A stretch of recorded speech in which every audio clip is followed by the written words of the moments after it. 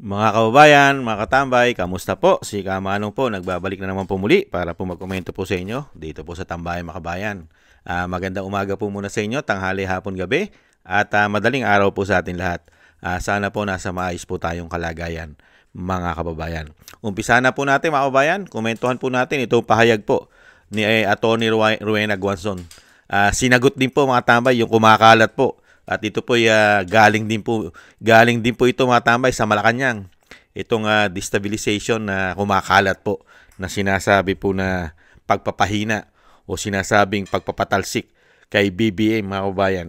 Ito po, sinagot po ni Atty. Rowena Guanzon mga kababayan. At komentuhan po natin si Atty. Rowena Guanzon. Pakinggan po natin siya mga kababayan. Destabilization plot, sabi ni Yusek Claire, ano ba? Dalawang super typhoon lang na sunod-sunod, may destabilization plot na?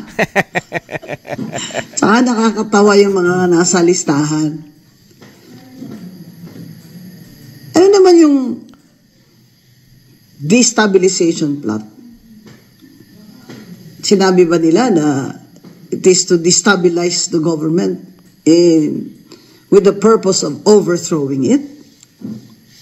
Yun ang ibig nila sabihin, para it will send a chill down the spines of their suspects. Pero yung project nyo yan, na ibagsak nyo si Sara Duterte at lahat ng mga Duterte, kahit sino na lang dinadamay nyo. Kaya itong malaking 3 araw na sunod-sunod na rally ng Iglesia ni Cristo, mga kababayan, sa October 16, umaga sa Luneta at sa hapon sa EDSA, sa 17 din at sa 18, 3 araw po, ay open po ito sa lahat. Hindi lamang po sa members ng Iglesia. In fact, yung mga miyembro ng Jesus is Lord ay pupunta din. Pero tayong mga hindi miyembro nila ay welcome na welcome po, dahil ang topic naman ay ang pagtutol natin sa massive na korupsyon sa ating bansa na siyang nagdudulot ng kahirapan at kamatayan sa ating mga kababayan. Ito bang mga raling ito, Malacanang, sagutin nyo. Hindi na ba kami pwedeng mag-rally? Kasi baka destabilization plot din kami. Hindi na ba kami pwedeng salita ng opinion namin na bangag kayo dahil destabilization na yan at illegal? Yung pagkasabi niyo pa ng destabilization, para kaming nung araw, sabihan ka lang ng NPA ka, kahit di ka NPA NPA ka na. Baka ho nakalimutan nyo na matatanda na po kaming mga hanggang ngayon ay tumututol pa rin sa liderato ni Marcos. Matatanda na po kami at dumaan na kami sa marami pang persecution ninyo. Itong BBM administration, it's not new. It's not, sabihin mo, ay hindi, bagong Marcos ito, hindi, worse ito. Dahil ito yung nag-promise sa inyo. Kayo mga nabudol kayo, ito yung nag-promise sa inyo si BBM at sa mga Marcos loyalists na he wants to recover his father's name. Na gusto niya lang matutuwid ang pangalan ng ama niyang Ferdinand Marcos at maiba naman ang tingin ng kasaysayan sa kanya. Abay, dapat bumangon ang tatay mo sa iyo at pagjumbag-jumbagin ka para tumino ka. Lumala.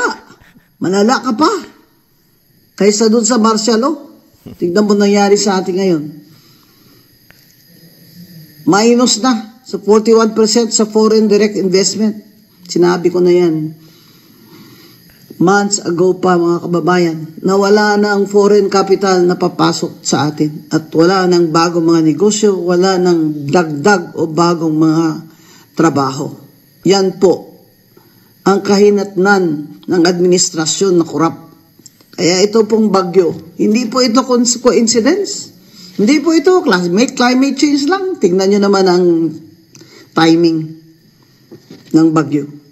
Kaya ito pong pagpuprotesta natin, wag po kayong matakot na tayo naman ay tatawaging destabilizers dahil tayo ay nag-exercise lamang ng ating constitutional freedom of speech and to air our grievances against our government, against the government of BBM that has failed us. And the whole world is watching. The whole world is watching.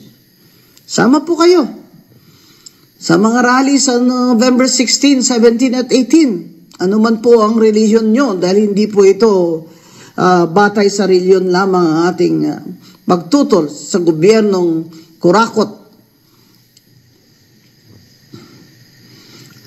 at sa gobyernong incompetent. 16, 17, 18 po sa Luneta at sa EDSA. Kaya mga kababayan, itong destabilization na announcement nila, this is for the purpose of scaring all of us para hindi po tayo pumunta sa mga rally. Tumayo po kayo para sa bayan natin. Tumindig kayo. Tumindig kayo. Kahit saglit lang kayo doon, tumayo po kayo para mabilang kayo. Stand up and be counted.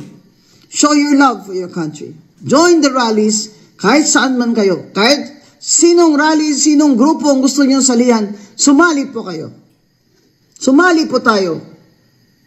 Laban sa BBM administration na corrupt, incompetent, at mapaglinlang. Yan po mga tambay, ang pahayag po ni Atty. Rowena Guanzon sa sinagot po niya ang pinakakalat po ng Malacanang sa pangunguna po ng garbage in, garbage out ng Malacanang. Ang destabilization, mga tambay, destabilize ang bansa at sila, mga tambay, no? Dalawang bagyo nga lang naman na madidestabilize na sila at papangalanan na po at nagbigay na po ng papangalanan, ibang klase, hindi po ba? Samantalang yung ginagawa nila kay BP Sara, hindi ba destabilize si BP Sara at ang pamilya Duterte at ang mga kaalyado nito? Di po ba? At ang mga sumusuporta sa mga Duterte, hindi ba sila ang unang grabing mamulitika para pabagsakin ang mga Duterte? Kaya lahat po na sinasabi ni Atty. Guanzon ay talagang puro po tumama po sa kanila.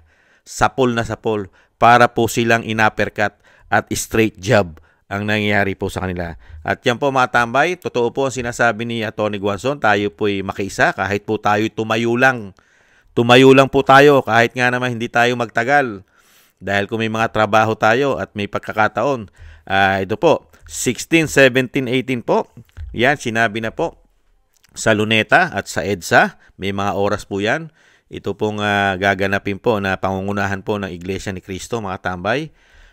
Para po labanan at magsalita. May boses tayo. Meron tayong freedom of expression at freedom of speech na kailangan po natin ipahayag dito po sa gobyernong bulok. Puro pangako, failure, mga tambay, at kahiya-hiya po sa buong mundo ang ating bansa dahil nagkaroon po tayo ng gobyerno na ganito. Totoo po sinasabi ni Atty. Guanzon dahil pati ang ating ekonomiya, bagsak. Walang pumapasok na bagong mga investor sa ating bansa, mamumuhunan. Hindi po ba? Bagsak ang ating piso, bagsak ang ating ekonomiya, at napakataas po ng mga bilihin natin. Puro pahirap. Kaya po dapat po tayo magsalita at huwag po tayong matakot. Dahil yan po isa po nilang panakot yan, mga tambay. Na meron po silang pinapangalanan na yung mga tao daw po na mag-destabilize ng gobyerno ay pinangalanan po nila yan, mga tambay. Ibang klase itong, ito pa mga tambay, pinangalanan po nila yan di ba? Dito po, at yan ang mga pinangalanan po nila mga kabayan, di ba? Sa pangunguna po nila Romeo Pocis, Orly De Leon, at si Benjamin Magalong na kinundina niya, mga tambay, na hindi siya kasama riyan. At si Johnny Macanas, General Bantag, si Colonel La Chica, si Colonel Leonardo, si Colonel Meltran, at si Captain Dado Enriquez, si Ferdinand Topacio, si Atty. Topacio, si Atty. Vic Rodriguez, si Mike Defensor, si Chavit Singson, si Senator Rodante Marcoleta, at si Orlando Olamit, at si alias Monk, mga tambay. At syempre po, pinangalanan din po diyan na